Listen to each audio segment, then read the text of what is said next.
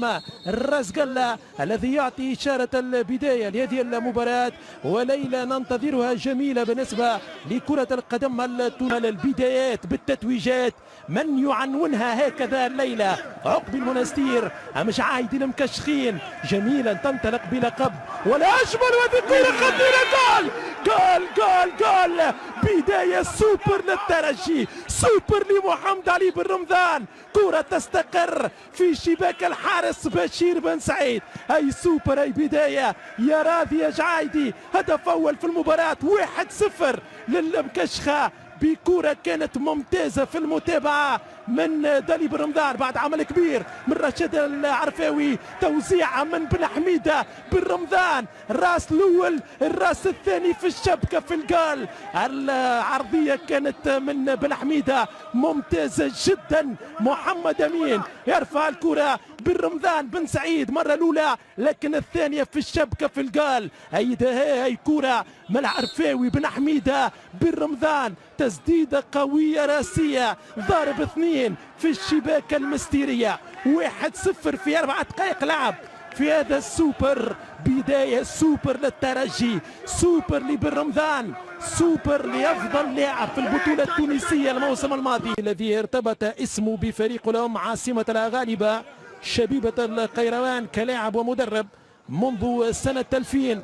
كرة لحمزة النجلسي ما فيها شيء، انطلاقة للاتحاد، فرصة من حكيم، هدف التعادل، هدف التعادل، آي آي آي آي آي، السوبر ينطلق مجددا، السوبر يبدأ من جديد، هدف التعادل للاتحاد الرياضي المنستيري، حسام تقاع يفعلها، يعدلها بتسديدة ما شافهاش معز بن شريفية، هدف مقابل هدف، عادت الأمور إلى بدايتها في نصف ساعة لعب. سوبر على تونس، السوبر إلى حد الآن، سوبر الأهداف بعد هذه الكرة من حمزة الجلاسي، عبد القادر بدران يخسر الكرة، جلاسي إلى حسام تقاع، استلام ثم تسديد بيمناه، أي تسديدة وأي قوة وأي دقة لحسام تقاع في مرمى معز بن شريفية. هدف التعادل 1-1 بين الاتحاد والترجي، وبداية سوبر للفريقين في هذا السوبر رقم 16. هكذا سدد حسام تقاع، كانت قوية، وعلى معز بن شريفية صعوبة كبيرة في التصدي لمثل هذه الكرات. ومجددا نعود إلى نقطة الصفر في هذه الكاس الممتازة وفي هذه الليلة مشاهدينا متابعينا الكرام، وجدا لكل المشاهدين. أول ضربة جزاء في هذه الكأس الممتازة، يوسف أم فاروق بن مصطفى أومارو، يوسف أومارو يتقدم للاتحاد الرياضي المنستيري، الركلة الأولى في المرمى ناجحة للاتحاد، 1-0 للاتحاد الرياضي المنستيري ليوسف أومارو القادم من سوبر الترجي أمام سوبر الاتحاد. بشير بن سعيد، محمد علي بن رمضان، بشير بن سعيد، ركلة أولى للترجي يعدلها محمد علي بن رمضان، أما يحطها محمد علي بن رمضان قبل أن يتحرك بشير بن سعيد بذكاء كبير.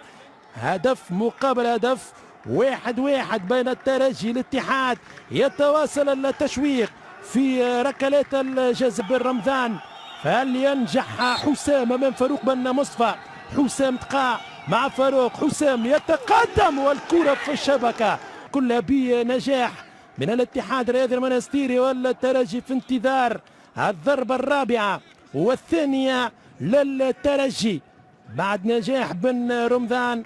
يوسف أومارو وحسام تقع، غيلان الشعلالي يتواصل الحوار، شعلالي يتصدى بشير بن سعيد، يتصدى بشير بن سعيد، يوقف المنستيري، الأسبقية تعود للاتحاديين. بشير بن سعيد يتصدى لكرة غيلان، كان تبع الكرة في الأولى والثانية، ماهر الصغير يضع الكرة صعبة على فاروق، الثالثة بثبات ناجحة للاتحاد الرياضي المونستيري. أي تسديدات تقريبا في نفس الزاوية، في نفس المكان، في نفس العنوان، في نفس خليل مع بشير بن سعيد. خليل شمام والهدف، يا الهدف الثاني للترجي من ركلة جزاء 3-2. ينجح خليل شمام في تسجيل ركلة الجزاء الثانية للترجي بعد إخفاق غيلان الشعلالي. فاروق بن مصطفى، فاروق وحمزة، جلاسي بن مصطفى، كرة حمزة جلاسي ومرة أخرى في نفس المكان. نادي الرياضي الصفاقسي في التسجيل. بدران مع المتألق بشير بن سعيد، عبد القادر بدران، وينجح بدران، ينجح يوسف السوبر في المونستير، يخفق نلتجع يسجلها يوسف العبدلي. ألف ألف ألف ألف مبروك للاتحاد الرياضي المونستيري، السوبر والكأس الممتازة للاتحاديين. هذه الكأس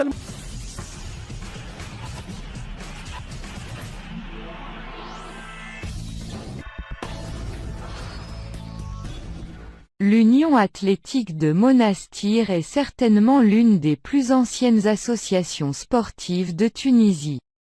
Bien qu'officiellement née le 13 juin 1942.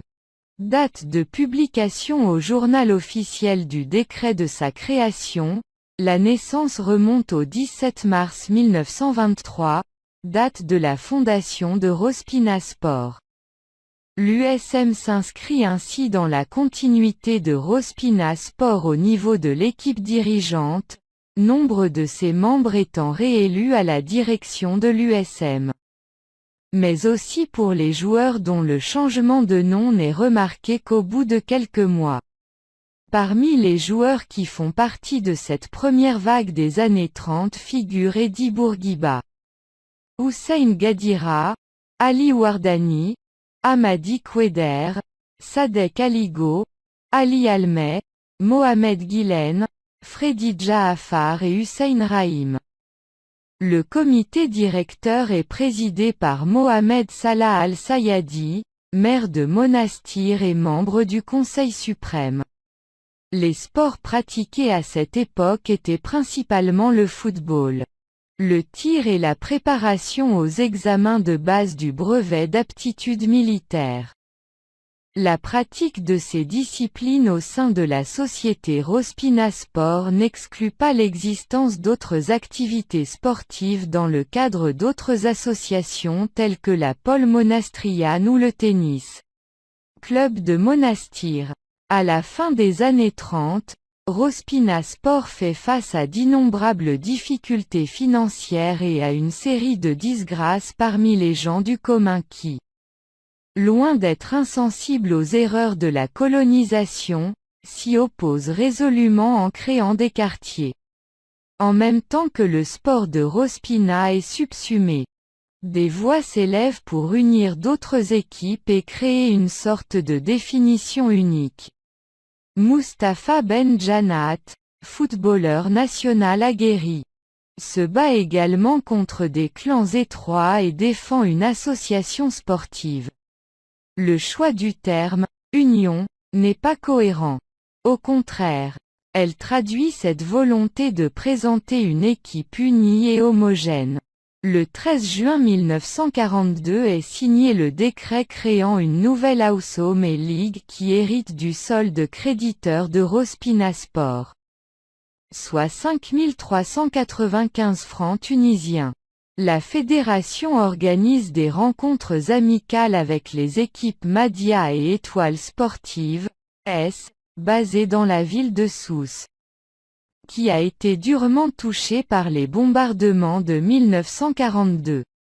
Oussem aide son voisin à payer les frais de déplacement du qui s'élève à 2000 francs en 1945 et que le rembourse en 1954 si la fin de la guerre coïncide